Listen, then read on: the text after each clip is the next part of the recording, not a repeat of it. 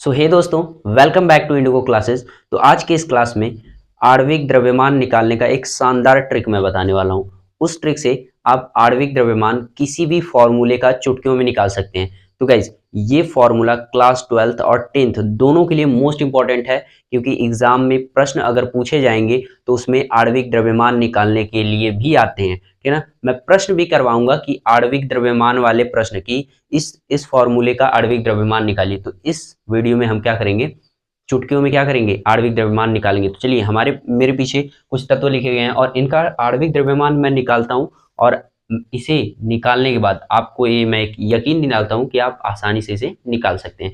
लेकिन उसके लिए आपको सबसे पहला चीज क्या याद होना चाहिए, पेरियोडिक टेबल में हर एक तत्व का परमाणु क्रमांक याद होना चाहिए। तो चलिए अब स्टार्ट करते हैं। तो सबसे पहले क्या दिया है, कार्बन। क्या है, कार्बन। कार्बन, हाइड्रोजन और ऑक्सीजन। मतलब ये किसका सूत्र है, चीनी का सूत्र है गाइस। ये सब इसी तरह किसी ना किसी के सूत्र हैं। ये एथिलीन ग्लाइकॉल का सूत्र है, ठीक है ना। इसी तरह क्या ये सभी सूत्र दिए हैं, और इनका आणविक द्रव्यमान कैसे निकालेंगे, तो चलिए मैं बताता हूं कैसे निकालेंगे। तो सबसे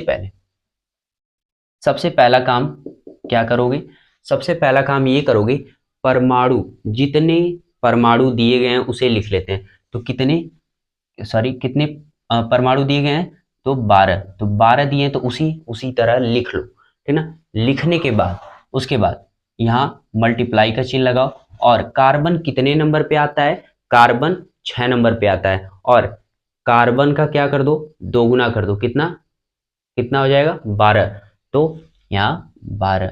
और फिर उसके बाद प्लस, प्लस क्या करो, हाइड्रोजन। हाइड्रोजन हाइड्रोजन का क्या है, परमाणु। परमाणु कितने हैं यहाँ पे हाइड्रोजन के, या मैं कह दूं अणु कितने हैं, तो कितने हैं, 22 अणु हैं। और ये कितने नंबर पे आता है, 1 नंबर पे।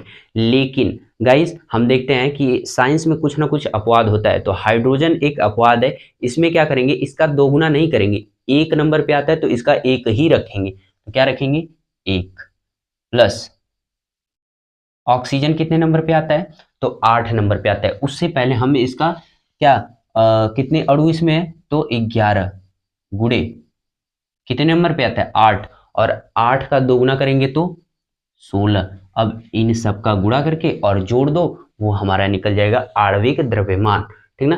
तो ये ट्रिक हम अपना करके चुटकियों में क्या कर सकते हैं, आणविक द्रव्यमान निकाल सकते हैं। तो पहले मैं इसको सॉल्व करता हूँ, उसके बाद बातें करते हैं। क्या है, 12 का 12 में गुणा करोगे तो कितना आएगा, 144 आएगा। प्लस 22 का 1 में गुणा करोगे तो 22 आएगा। प्लस 11, 16 कम 16 को 6 हासिल, 1 का 16 कम 16 1 70, 176।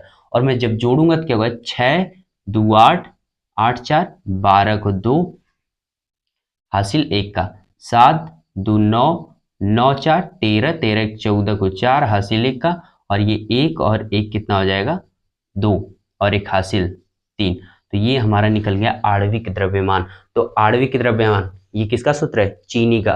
तो चीनी का आणविक द्रव्यमान कितना होगा, 342, ठीक, ग्राम प्रति मोल, है ना। ऐसे होता है, ठीक ना। मतलब आणविक द्रव्यमान को ऐसे लिखा जाता है, ठीक ना। तो चीनी का हमारा आणविक द्रव्यमान कितना है, 342। तो ये हो गया हमारा आणविक द्रव्यमान। अब उसी तरह इसका निकालते हैं। क्या है, कार्बन। कार्बन में कितने परमाणु हैं, तो 2, ठीक। कितने परमाणु हैं, 2। और कितने नंबर पे आता है, 6। कितने नंबर पे, 6 नंबर। उसका दोगुना करो तो क्या हो जाएगा, 12। परमाणु क्रमांक कितना होता है कार्बन का, 6। और उसका दोगुना, हमें परमाणु क्रमांक का क्या करना है, दोगुना। तो दोगुना करूंगा तो 12। Plus hydrogen. हाइड्रोजन का कितने परमाणु है, यहाँ 6। और मैंने जैसा क्या, हाइड्रोजन अपवाद है तो उसका 1 रखेंगे। प्लस ऑक्सीजन में कितने हैं, 2 हैं, गुणे कितने नंबर पे आता है, 8। 8 का दोगुना 16। तो अब इसका गुणा करो और जोड़ दो, वो निकल जाएगा हमारा आणविक द्रव्यमान। तो 12 का गुणा 2 में करूंगा तो 24। प्लस 6 का गुणा 1 में करूंगा तो 6।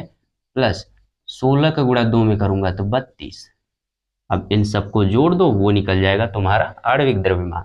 तो 6 और 2 8, 8 4 12 को 2 हासिल 1 का। उसके बाद 3 2 5 1 6।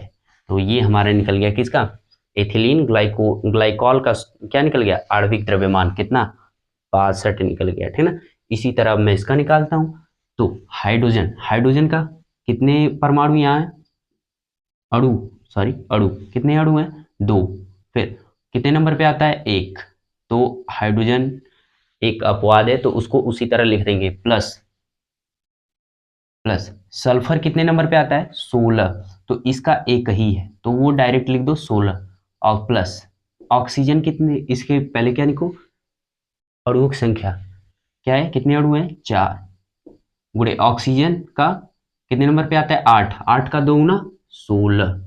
अब गुणा कर लो और सबको जोड़ दो, तो 2 का गुणा 1 में करूंगा तो 2 प्लस 16 प्लस 16 चौको 64। अब सबको जोड़ दो, तो जोड़ो तो कितना आएगा, 4 6 4 10, 10 2 12, 2 हासिल 1 का, और 6 1 7 1 8। तो ये निकल गया हमारा H2SO4 का क्या, आणविक द्रव्यमान कितना, 82, है ना। उसी तरह अब इसका निकालते हैं C6H12O6, तो इसका क्या होगा, तो अणुओं की संख्या कितनी दी है, 6, तो 6 लिख लो। और कार्बन कितने नंबर पे आता है, 6, और 6 का दुगुना करो तो कितना होगा, 12, ये हो जाएगा 12, प्लस हाइड्रोजन के कितने अणु हैं यहाँ, 12। फिर गुणे कितने नंबर पे आता है, 1, हाइड्रोजन 1 नंबर पे आता है, 1 ही रख देंगे, ठीक ना।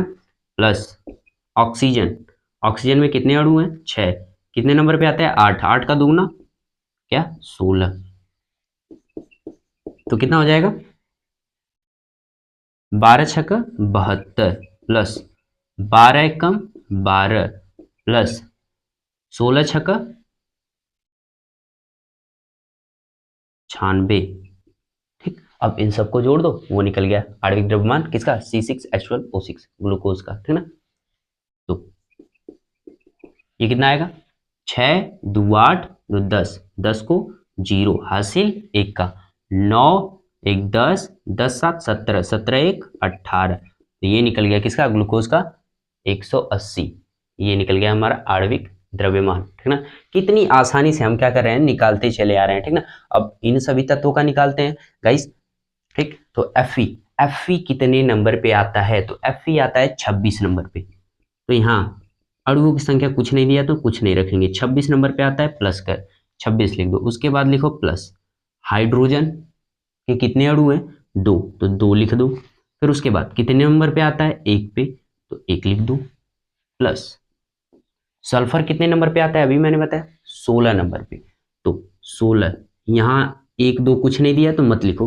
प्लस ऑक्सीजन के कितने अणु हैं, 4, गुणे कितने नंबर पे आता है, 8, 8 का दोगुना कर लो 16। अब सबको गुणा करके जोड़ दो, वो निकल जाएगा आणविक द्रव्यमान किसका, FeH2SO4 का। तो 26 प्लस 2 1 कम 2 प्लस 16, और 16 चौको 64।